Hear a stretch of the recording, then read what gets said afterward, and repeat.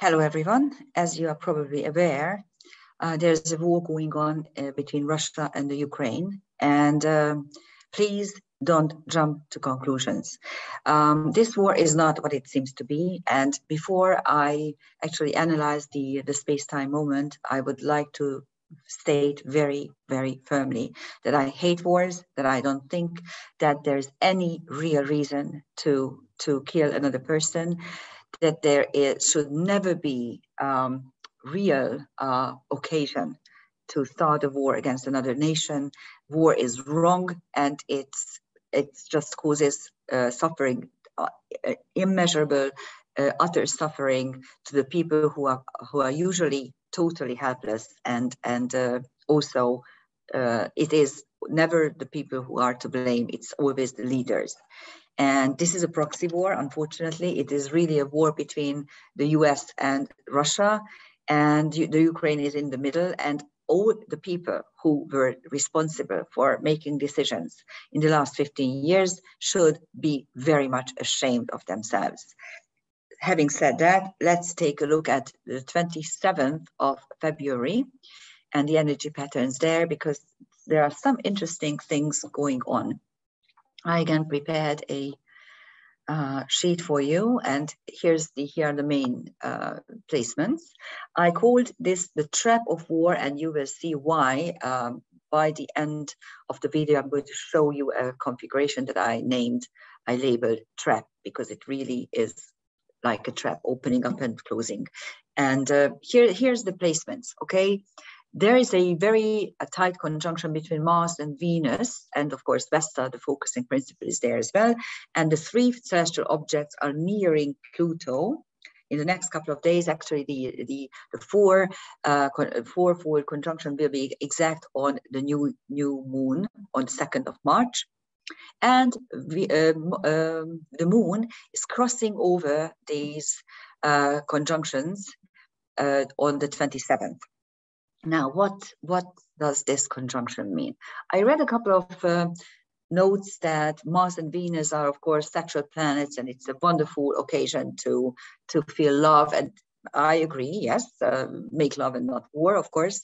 But at the same time, we should remember how the Babylonians looked at Venus. As you know, Venus is either a morning star or an evening star. And in Babylonian visual astrology, they said that Venus in the morning sky represented the warlike aspect of this planet, of this goddess. She's the fighter attitude was present in her in the morning sky, and in the evening sky she was more willing to reconcile. She's more loving, and it's really if you look at Inanna or Ishtar, they were goddesses of love and war, and the morning star was always associated with war. So actually, we have two war planets in the sky at dawn. Mars and Venus, and they are joining together, so they are joining forces. And Vesta, the focusing principle, is shining at them in a way that this is what we need to pay attention to. Plus, the moon is actually shining true light on them, illuminating them, giving them psychic energy. And as I said, they are nearing Pluto, and Pluto is always the powers that be, the true power behind the figurative power, let's say this way. It's the monetary war machine of the United States, and they are getting the real stuff there. So it's really scary in a way. But there's also that's an important thing that I wanted to mention. That this degree is at the 2020 great conjunction between Jupiter, Saturn and Pluto. It's nearing there, so it's quite interesting. So something that did not happen then is going to manifest now. Maybe there's also an aspect of this.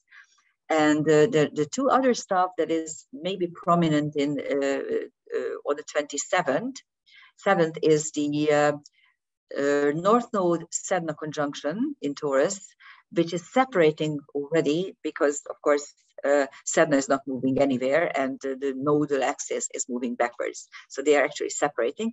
And there's a Uranus-Lilith conjunction, which is applying, because Lilith is faster than Uranus, so the two are going to get together in the next couple of weeks.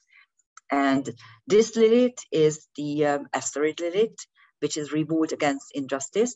And as you can see, the other Liliths are also prominent. The dark moon, which is the curse, accepting the curse upon us, and the black moon Lilith, which is the goddess who is returning to the Garden of Eden because she realized clairvoyantly that Eve is being manufactured, and she wanted to give her the necessary power. So it gives, so we denote to this particular object, we denote clairvoyance, but also endurance, stamina, determinedness to do the right thing.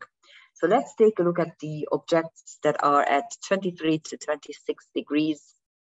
I included the 26 degree because I wanted to show you a couple of things here.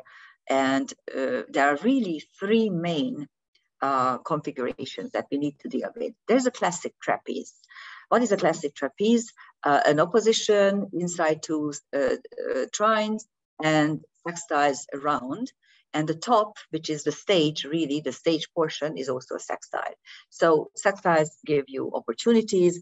The trine gives you harmony and blessings. And the opposition, of course, is always the tension that is adding to this configuration.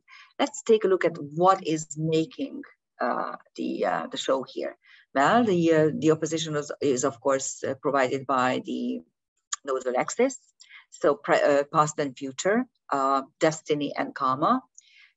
Actually, karma is the past and destiny is the future. So the south node is the past and the north node is the future. And again, with Sedna there, we should remember that there's still potential to rearrange stuff in a way. Sedna is creation through dissection. Well, maybe, just maybe, this entity that we call the Ukraine, which has never really been a true nation, and it was put together by the powers that be. Maybe it will be better off getting dissected and rearranged.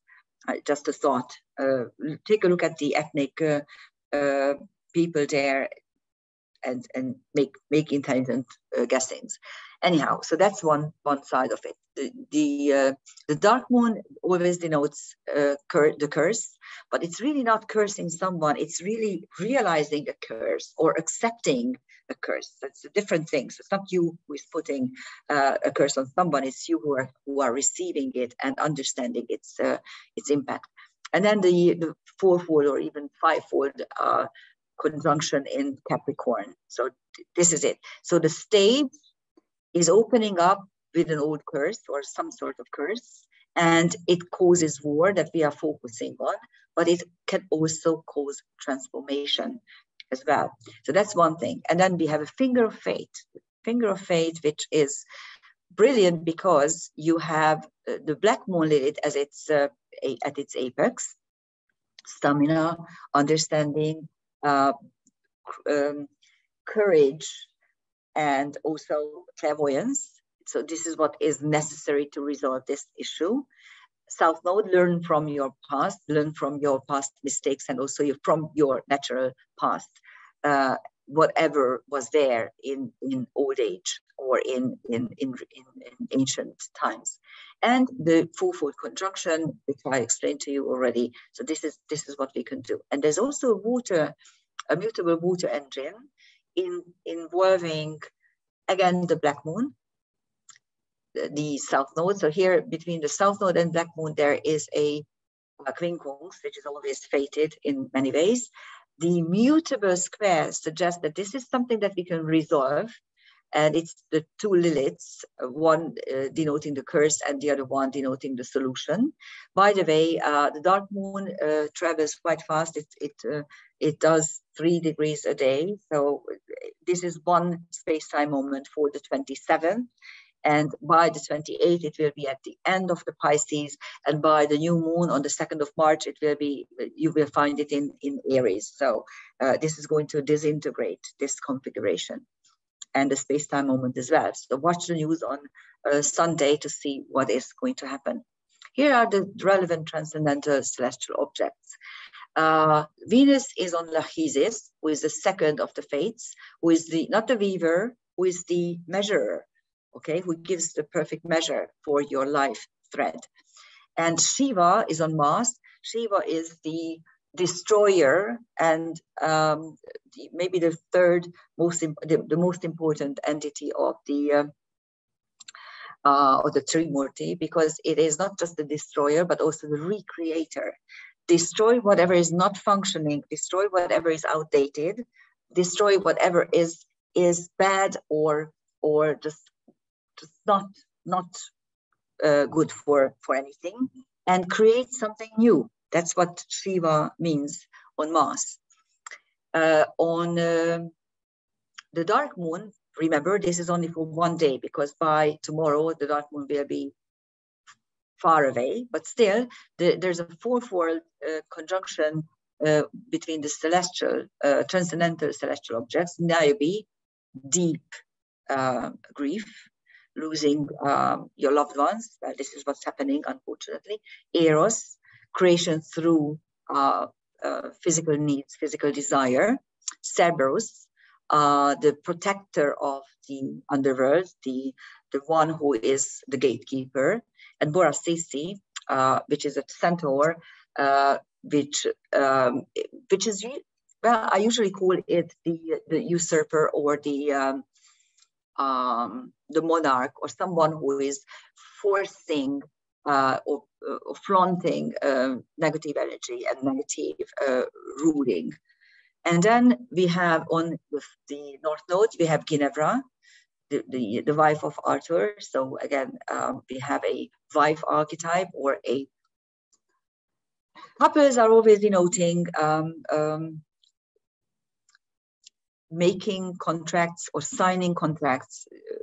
Contract signing will be important in this time moment in another point of view. And then Algol, which is Beta Perseus, a very bright star. It is considered to be a bad star, but stars cannot considered to be bad in any sense. They are just maybe alien. They are far away. Think about it. They are not part of the solar system. They are not part of the human level. They are much higher entities, higher dimensional worlds. And Algol is a feminine world, very, very deeply feminine. And it has two functions. Those who had very nasty, negative feminine lives can go there to heal. Or if you want to be strong in a feminine role, you go there to learn some really important aspects of the feminine. So that's what Algol is. And then we also have Alnitak and Ashbolus on the Black Moon Lilith. Alnitak is one of the stars of Orion, and it's on the belt. So it's representing divine balance. And Ashbolus, which is an oracle centaur who is always laughed at whenever he doesn't say, he's not able to tell what is right, but never considered whenever he is right. So it's the negative aspects of being clairvoyant. And then the south node has Deucalion, which is a fresh start centaur. It means that after demolition, you can start afresh. Deucalion is the person who Zeus asks to go on an ark, and after the demolition of the world, he can have a fresh start, and he and his wife can recreate humanity. And Deucalion is always linked to a chosen position, that you have been chosen for a certain task, and also for survival and starting afresh, starting anew. And this is the trap I was talking about to you at the beginning of the video. And if you take a good look, this looks like a tiny little trapeze, not at all classic, because the base is a square. It's actually a fixed square, so it's an ancient, old embedded stuff. And in the inside has two sextiles, so actually the inner motive is to reconcile to arrive at a solution. And the sides are two semisextiles, but the top is not closing because semisextiles have only a 1 to 2 degree orb, and the sun is not yet there. Chiron is at 11 degrees and the sun is at less than 9 degrees. It will be closing in the next couple of days. So the trap will be closing in a way, but then opening up again on the 2nd of March when the sun and the moon will be at 12 degrees. So by then, again, it won't be there. So this is all at around 9 to 11 degrees, by the way. So the sun in Pisces is one of the trap, and Chiron is the other. And of course, Chiron is our karmic wounds. In Aries, it denotes wounds around wars, fighting, blood, aggression, fires, suffering. Okay, and the sun in Pisces is, of course, throwing a light on it, even if it doesn't, it's not closing properly, it's still illuminating these. The square is very interesting. It's a fixed square between Juno and the Lilith-Uranus conjunction. And Juno, besides being the first lady, being the wife or the official spouse, also denotes contracts, signing contracts, making agreements, making covenants, forming covenants. And it's squared by Uranus, which is disrupting the whole thing. It's an ancient issue that we haven't resolved yet. But the square also indicates action. So it might be resolved. How? By Lilith, by not accepting anything that is unjust. Because this particular Lilith, which is the asteroid Lilith, denotes revolt against injustice. So that's the trap. And let's take a look at what is there in the trap. The sun has wisdom and Zeus. Zeus is, of course, again a monarch, again the chief god of the Greeks, someone whose determinations and decisions are always a decree, and you can't overcome them. And wisdom at the same time means that the space-time moment requires and allows you to use wisdom.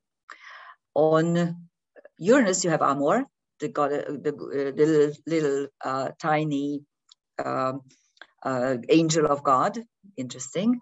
And on asteroid Lilith, you have Horus and Agamemnon. So you have a pharaoh and a military leader there, interestingly. But the most interesting part is Chiron, because it has Sophia, another wisdom energy, Moira, which are the fates, and Memoria, which is again remembrance. So please remember your past, remember past wounds, remember pain, remember how suffering is causing more suffering, and bring it to the surface and try to attack it in a wise way, to understand it in a wise way. There are two wisdom asteroids in this little configuration.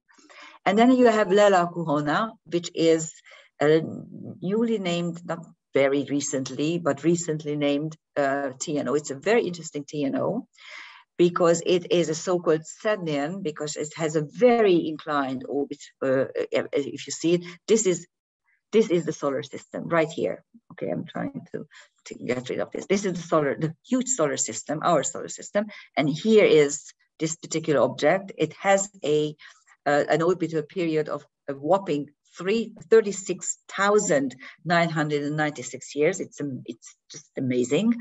Okay, and it is mentioned. I mean, it is named after a Hawaiian creation chant, which denotes a yearning to be near the earth.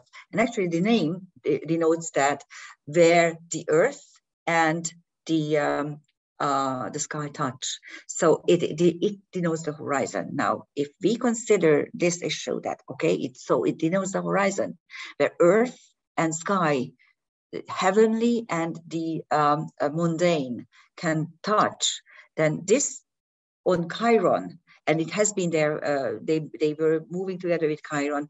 I'm going to look at this. I haven't had the time to look at what date it started. They started to apply and how long they're going to separate eventually, because Chiron, of course, is much faster moving. I mean, just compare this orbital period to the 50-year period of Chiron. So eventually they will move apart. But still, it brings us to the issue of how really war and sufferings associated to fighting and blood and bloodshed and aggression are touching us in many ways, and we need to reconcile what is up there and what is down there. So that is how the heaven touches the earth, which is the horizon. Now, if you consider the word horizon in English or in any other name, horizon also means perspective. So to me, this conjunction with Chiron kind of indicates that in order to see farther, we need to see our perspective. What does this feud lead to us? Where are we going as a mankind, as humanity? This is what we need to look at. This is at least how I look at it. I hope you didn't get too scared. Please don't listen to the news agents or the news at all. They are lying, okay? It's not what it is. Unfortunately, people are dying, but it's not what it is. And in order to keep peace, we need to keep our sanity, which is less and less obvious. But I hope that you and we together will manage that as well. Thank you for listening.